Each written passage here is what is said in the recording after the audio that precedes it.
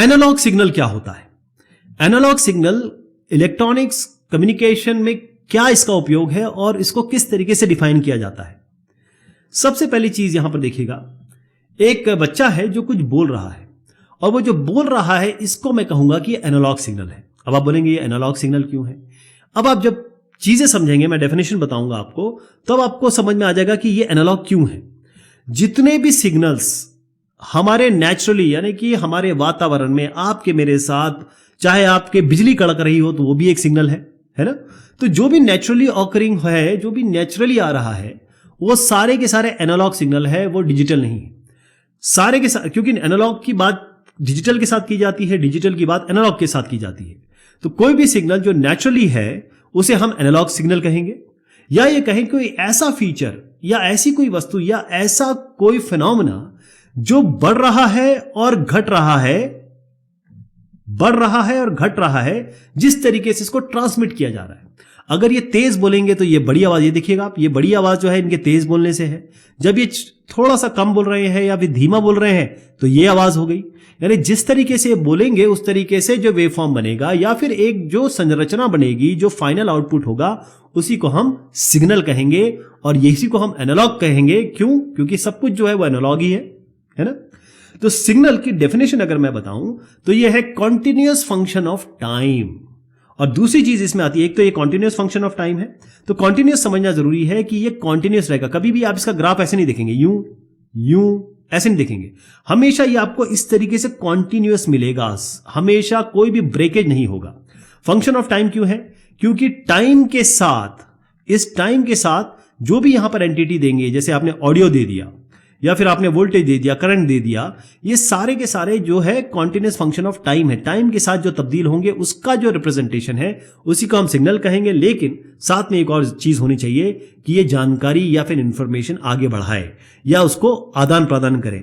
यहां जो बच्चा बोलता है, उसने जो भी बोला वो कन्वर्ट हो गया आपके एनालॉग सिग्नल्स में, और ये एनालॉग सिग्नल एक ऑडियो को रिप्रेजेंट कर रहा है। और इसी ऑडियो को रिप्रेजेंट करने की बात यह है कि ये एक एनालॉग सिग्नल है। तो एनालॉग सिग्नल मेनली जो भी मीडियम है, जैसे अगर मैं आपके साथ बात कर रहा हूं तो मैं बीच में जो हवा है उसका इस्तेमाल करूंगा। एनालॉग सिग्नल हमेशा मीडियम, यानी कि जो मीडियम की प्रॉपर्टीज है, जो भी जिसके भी थ्रू आप सिग्नल का ट्रांसफर कर रहे हैं या आदान प्रदान कर रहे हैं, उस मीडियम की जो प्रॉपर्टीज हैं या उसकी जो फीचर्स हैं, उनका इस्तेमाल करता है इंफॉर्मेशन को भेजने में या फिर लेने में। ओके, तो अब यहां पर मैं आपको और थोड़ा सा क्लियर करूं कि एनालॉग सिग्नल एक कॉन्टिन्यूअस सिग्नल है। ये तो आप समझ गए, देखिए एक कॉन्टिन्यूअस सिग्नल है, कहीं कोई ब्रेकेज नहीं है। ओके, इसमें कहा गया in which one time varying signal quantity represent another time based variable, यानी कि आपका ये टाइम है और इस टाइम पे डिपेंडेंट है आपका ये वैल्यू। अब वैल्यू क्या हो सकती है? वोल्टेज हो सकता है, करंट हो सकता है, और भी सारी फिजिकल वैल्यूज हो सकती है। तो टाइम के हिसाब से जो वोल्टेज और करंट चेंज हो रहा है उसको दिखाना, और ध्यान रखिए कि यह कॉन्टिन्यूअस सिग्नल होगा, कोई ब्रेकेज नहीं होगा। जैसे अगर आप ऑडियो सिग्नल यहां पर देखिए, जो बच्चा बोल रहा है वो क्या है? वो इंस्टेंटेनियस वैल्यू है उस सिग्नल की, उस वोल्टेज की। जो प्रेशर आप दे रहे हैं बोलने पर, जब इस पे जो प्रेशर पड़ता है इस पर्टिकुलर डिवाइस पे, जब ये साउंड का प्रेशर पड़ रहा है, उस प्रेशर के हिसाब से जो कन्वर्जन हो रहा है, इसी को हम कहेंगे कि ये साउंड वेव से हमने ऑडियो सिग्नल बना दिया, और इसी को हम एनालॉग सिग्नल कहने लगेंगे। ओके, तो यहां पर देखिएगा ये जो पॉइंट है, इस टाइम पे ये जो वोल्टेज है, अगर मैं वोल्टेज और टाइम का ग्राफ बताता हूं तो इस टाइम पे जो वोल्टेज है ये आपको बता रहा है कि आपकी आवाज का थ्रो अभी कितना है। यहां पर सबसे हाई है, यहां सबसे लो है। ओके, एक ऐसी चीज बताऊंगा जो शायद आप कहीं भी नहीं सुन पाएंगे या कहीं दिया नहीं होगा, वेव फॉर्म। यानी कि ये जो वेव फॉर्म है जो कॉन्टिन्यूअस है, आप देख रहे हैं कॉन्टिन्यूअस है, लेकिन दोनों तरीके से कॉन्टिन्यूअस होना चाहिए। टाइम तो आप देख रहे हैं। अच्छा, ये जो ऊपर चढ़ाव है और जो नीचे आपका गिराव है, इसको हम कहते हैं एम्पलीट्यूड। तो अगर टाइम को देखें और इस एम्पलीट्यूड को देखें, उन दोनों ही में अगर आपको वेव फॉर्म कॉन्टिन्यूअस मिल रही है, यानी कि कोई ब्रेकेज नहीं है, इसको हम कहेंगे एनालॉग वेव फॉर्म। क्या कहेंगे? Analogue wave form. और यही जो एनालॉग वेव फॉर्म है, जो इंफॉर्मेशन पहुंचाएगी, आवाज पहुंचाएगी या कोई और डेटा पहुंचाएगी, बिट्स पहुंचाएगी, बाइट्स पहुंचाएगी, उनको हम एनालॉग सिग्नल कहेंगे। लेकिन अभी मैंने बिट्स और बाइट की बात की, लेकिन बिट और बाइट तो इसमें आता नहीं है। तो ध्यान रखिएगा, बिट और बाइट जैसे ही आएगा वो बन जाएगा आपका डिजिटल सिग्नल। समझ में आ गया आपको?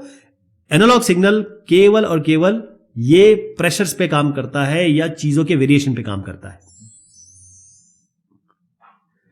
एक एनालॉग सिग्नल कॉन्टिन्यूस है। अब कॉन्टिन्यूस है इसका मतलब यहां पर भी वैल्यू होगी, यहां भी वैल्यू होगी, यहां भी वैल्यू होगी। हर एक पॉइंट पे हर एक, मैं यहां पर अगर v, t करूं, मतलब ये x है तो मैं इसको एक काम करता हूं t, v कर देता हूं। ये t, ये x हो गया, ये y हो गया। हर एक टीवी पे, हर एक xy पे आपको कोई ना कोई वैल्यू मिलेगी। कोई भी आपका ऐसा कोई पॉइंट नहीं होगा जिसपे आपको वैल्यू नहीं मिलेगी। इसका मतलब अपने पास एनालॉग सिग्नल में इनफाइनाइट वैल्यू होंगी, इतनी वैल्यू कि आप गिन भी नहीं सकते। हमेशा देखेंगे कि आउटपुट फॉर्म जो होता है कुछ इस तरीके से दिखाई देता है, लेकिन ऐसा नहीं होता। ये कर्व हो सकता है, ये भी एक एनालॉग सिग्नल है, ठीक है जी, ये भी एक एनालॉग सिग्नल है। जैसे अगर आप गाड़ी चला रहे हैं और जब गाड़ी चला रहे हैं तो उसके बाद गाड़ी जिस तरीके से स्पीड पकड़ रही है तो वो ऐसे भी तो बन सकता है ग्राफ, तो ये लाइन होगी। तो इस तरीके का आपका एनालॉग सिग्नल बन सकता है। अब मैं आपको एनालॉग सिग्नल की असली जगह ले जाना चाहता हूं जो एनालॉग सिग्नल बनाती है। एनालॉग सिग्नल में कई चीजें होती हैं। एनालॉग सिग्नल को आप डिफाइन कैसे करेंगे? कभी आप बिट बाइट से डिफाइन नहीं कर सकते इसको, क्योंकि ये एनालॉग है। वो जब बिट बाइट करते हैं तो डिजिटल बन जाता है। एनालॉग सिग्नल एम्पलीट्यूड से, टाइम पीरियड से, या फिर आप कहें फ्रीक्वेंसी से और फेज से डिफाइन होता है। एम्पलीट्यूड क्या है? कितने ऊपर और कितने नीचे जा रहे हैं, आपका एम्पलीट्यूड हो गया। फ्रीक्वेंसी मतलब यह है कि कितने, मतलब rate at which the analogue signal varies, यानी कि आप देखेंगे जैसे यहां पर ये वेवलेंथ बढ़ रहा है, घट रहा है, इसकी फ्रीक्वेंसी जो है वो मतलब वेवलेंथ बढ़ेगा तो फ्रीक्वेंसी घटेगी, और उल्टा, यानी कि आप जैसे ही फ्रीक्वेंसी को बढ़ाएंगे वेवलेंथ घटेगी, फ्रीक्वेंसी अगर आपकी घट गई तो वेवलेंथ बढ़ेगी। तो ये उल्टे हैं, फ्रीक्वेंसी और वेवलेंथ दोनों की बात कर सकते हैं आप। तीसरा आता है फेज। फेज का मतलब ये होता है कि आप किस पॉइंट से चल रहे हैं, और ये जो दूसरी वेव है वो इस एंगल से कितना डिफर कर रही है, उसी को हम फेज डिफरेंस कहेंगे, है ना। तो एम्पलीट्यूड, फ्रीक्वेंसी और फेज से डिफाइन होती है एनालॉग सिग्नल या एनालॉग। सारी चीजें जो एनालॉग हैं वो इन्हीं चीज से डिफाइन होती है, एम्पलीट्यूड, फ्रीक्वेंसी और फेज से। एनालॉग सिग्नल क्योंकि ये नेचुरली ऑकरिंग सिग्नल है, अगर मैं यहां पर खड़ा हूं और मैं आपको आवाज लगाऊं तो आप सुन लेंगे अगर ये 10 मीटर है। अगर मैं इसी को 100 मीटर कर दूं तो शायद आप ना सुन पाए, क्योंकि इतनी ज्यादा नॉइस होगी वो इस सिग्नल को एकदम फेड कर देगी। मतलब चलेगा तो ऐसा, लेकिन आप तक पहुंचते पहुंचते वो ऐसा हो जाएगा। इसका मतलब एनालॉग सिग्नल में नॉइस का बहुत बड़ा रोल आता है। आपकी जो नॉइस है वो आपके सिग्नल को खराब कर देती है और क्वालिटी ऑफ सिग्नल कम हो जाती है। तो ये सारी बात आपको जाननी होगी एनालॉग सिग्नल के बारे में।